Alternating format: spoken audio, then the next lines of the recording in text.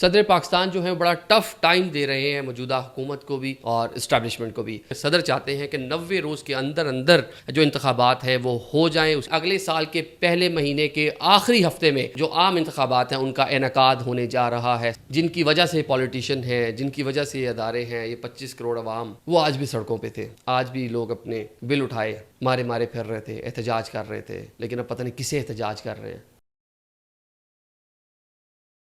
अस्सलाम वालेकुम नाज़रीन, मैं हूं आदिल निज़ामी और आप देख रहे हैं मेरा यूट्यूब और फेसबुक चैनल आदिल निज़ामी स्पीक्स। नाज़रीन, आज की व्लॉग में हम कुछ अहम बातें आपसे करने जा रहे हैं। सबसे पहले तो आज हम आपको बताएंगे कि इंतखाबात किस तारीख़ को होंगे। ये फ़ाइनल हो चुका है, इंतखाबात की तारीख़ जो है वो फ़ाइनल हो चुकी है, बस अनाउंसमेंट होना बाकी है। उसके पीछे बहुत से मुहर्रिकात भी हैं। बाकी पाकिस्तान तहरीक इंसाफ के चेयरमैन इमरान खान की जानिब से आलमी अदालतों में केस लड़ने के लिए एक वकील की जो है वो खिदमात ली गई हैं। थोड़ा मुतनाज़ा नाम है उनका, तो इस पर बड़ी बहस हो रही है। और आखिर में हम थोड़ा सा ये बात कर लेंगे कि आज जो इमरान खान का केस सुनने वाले जज हैं लॉर्ड जुडिशरी के, उनकी जानिब से बड़े मज़े के जो रिमार्क्स हैं अब वो सामने आए हैं। सबसे पहले सदर पाकिस्तान जो है बड़ा टफ टाइम दे रहे हैं मौजूदा हुकूमत को भी और इस्टेब्लिशमेंट को भी। अमूमन हम देखते हैं कि सदर का जो ओहदा है वो कहा जाता है बड़ा सिंबॉलिक है, कोई ज़्यादा इख्तियारात नहीं है, लेकिन इस बार जो सदर हैं ख़ासे तगड़े हुए हैं। उन्होंने मुलाकात भी की आर्मी चीफ से और DGISI से, ज़रा अब इसको कंफर्म कर रहे हैं और मनाने की कोशिश की गई, क्योंकि सदर चाहते हैं कि 90 रोज़ के अंदर अंदर जो इंतखाबात हैं वो हो जाएं, उसकी तारीख का अनाउंसमेंट हो जाए। इलेक्शन कमिश्नर को उन्होंने ख़त भी लिखा, लेकिन चीफ इलेक्शन कमिश्नर ने कहा कि जो नए कवानीन है उसके मुताबिक सदर का अब कोई इख्तियार नहीं है। इलेक्शन कमिश्नर ख़ुद इस हवाले से बाइख्तियार हैं और वो ख़ुद डेट देंगे। जिसके बाद सदर ने फैसला किया कि आईने पाकिस्तान के मुताबिक उसकी रूह से वो इलेक्शन की तारीख अनाउंस कर दें। जिसके बाद एक ज़रा थोड़ी थरतल्ली सी मच गई, थोड़ी ज़रा जो आपके ताकतवर हल्के हैं उनको ये हुआ कि अब ये एक नया कन्फ्लिक्ट है, नया तनाज़ा जो है वो पैदा हो जाएगा। पहले ही मुल्क मुख्तलिफ तनाज़ात में घिरा हुआ है, तो इसको कम करने के लिए, इसे निकलने के लिए फ़ौरी तौर पर सदर पाकिस्तान के पास लोग गए और जाके मुलाकात की और जाके उनको मनाने की कोशिश की। और इंतखाबात की तारीख जो है वो तो अब फ़ाइनल हो चुकी है। इलेक्शन कमिश्नर पाकिस्तान की जानिब से पहले इसमें कमी की गई। जो हल्का बंदियों का टाइम था वो 14 दिसंबर को मुकम्मल होना था, उनकी इशाअत होना थी, लेकिन उसमें 15 रोज़ की कमी करके अब 30 नवंबर को उसकी इशाअत जो है वो हो जाएगी। इसके साथ इलेक्शन होंगे तो अगले साल ही, लेकिन अगले साल के पहले महीने के आखिरी हफ्ते में जो आम इंतखाबात हैं उनका इनेकाद होने जा रहा है। 27 जनवरी से लेकर 30 जनवरी के माबैन इंतखाब की जो डेट है वो दी जाएगी। जब हमने थोड़ा कैलेंडर को देखा और पिछली रवायात और किस तरह इंतखाबात होते हैं और अमूमन कौन सा डे सेलेक्ट किया जाता है, उसके मुताबिक 28 जनवरी की जो तारीख है बरोज़ एतवार इंतखाबात होंगे इस मुल्क के अंदर, जिसकी अनाउंसमेंट अगले चंद रोज़ में हो जाएगी। ये इसलिए किया जा रहा है क्योंकि सदर पाकिस्तान को थोड़ा कूल किया जा सके, उनको ज़रा मनाया जा सके, क्योंकि मुल्क में मज़ीद कोई आइनी या कानूनी बहरान पैदा ना हो सके।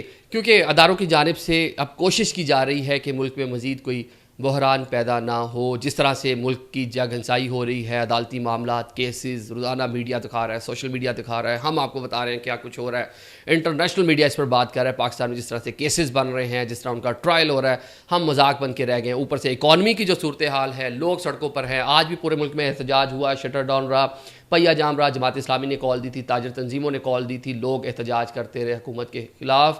और हुकूमत तो अब उसके बारे में तो क्या कहा जाए, हालांकि उनका असल काम जो है वो इलेक्शन करवाना है, लेकिन वो भी ये सारी जो सुबकी है और ये सारी जो तनकीद है वो समेटने के ऊपर लगे हुए हैं। उनकी भी कोशिश है। प्राइम मिनिस्टर को चाहिए कि फ़ौरी तौर पर कहीं कि इंतखाबात की डेट दें, ये मेरा मैंडेट नहीं है, इकॉनमी को मैं ठीक करूँ या ये जितने दिन के लिए हम आए थे 90 दिन या कोई इसको कह लें 120 दिन या 150 दिन, 4, 5, 7 माह जितना भी टाइम था डीलिमिटेशन को अगर देख लें, तो उनको अब बनता नहीं है कि उस सारी चीज़ों को जो वज़न है वो अपने कंधों पर लें। लेकिन क्योंकि उनके पीछे कोई पॉलिटिकल उस तरह से जो कैबिनेट है उनकी कोई स्टेक्स नहीं है, उनके कोई हल्के नहीं हैं, उन्होंने अवाम को जवाब नहीं देना। अमूमन टेक्नोक्रेट हैं, बड़े बड़े बिजनेस ऑनर हैं, और प्राइम मिनिस्टर ख़ुद जो हैं वो सेनेट के मेंबर हैं और पहली बार सेनेटर बने, आज़ाद हैसियत से बन गए। बनवाने वालों ने सेनेटर भी बनवा दिया, उसके बाद प्राइम मिनिस्टर पाकिस्तान भी बनवा दिया।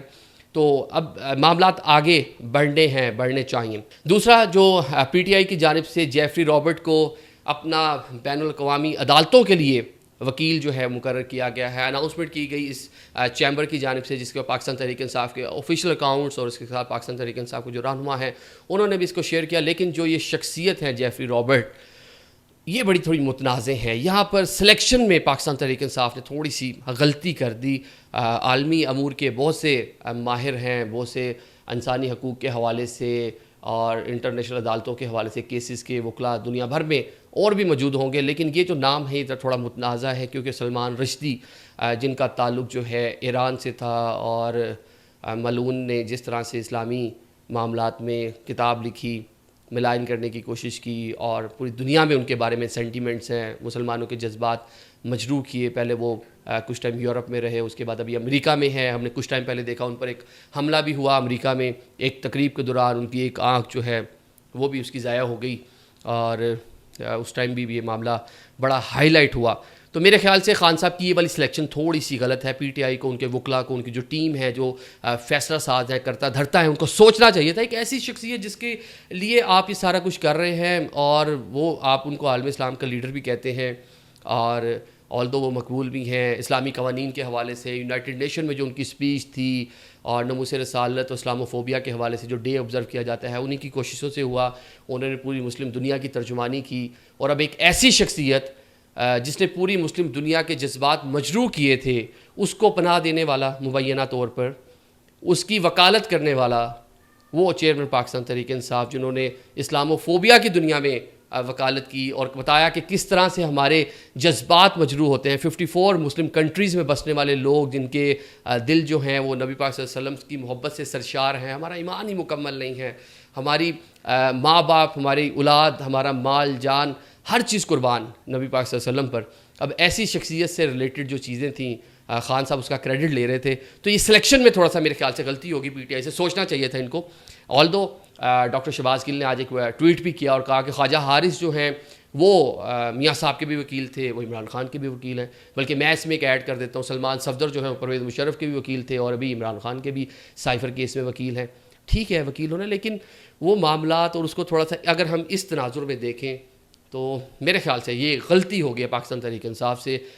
ये जो वकील साहब हैं अब उनका तो एक अपना निजी बिज़नेस है, वो अपना कारोबार कर रहे हैं, अपनी वकालत कर रहे हैं, बैरिस्टर है, नामवर बैरिस्टर है। जूलियन असांज जो विकी लीक्स के बानी थे, उनके भी वकील रह चुके हैं।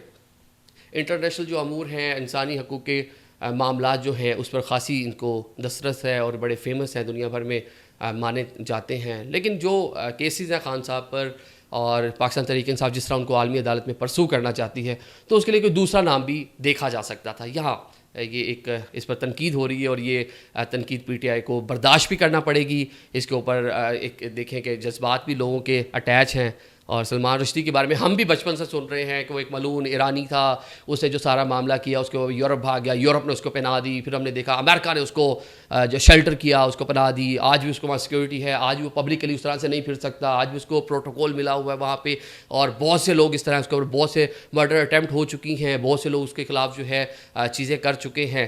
तो अब ऐसी शख्सियत के साथ चेयरमैन पीटीआई का, ऑल्दो डायरेक्टली कुछ नहीं है, वकील किसी का भी हो सकता है, लेकिन फिर भी यहाँ पर मेरे ख्याल से, ये मेरी भी राय है कि थोड़ा सा एहतियात बरतने की ज़रूरत थी।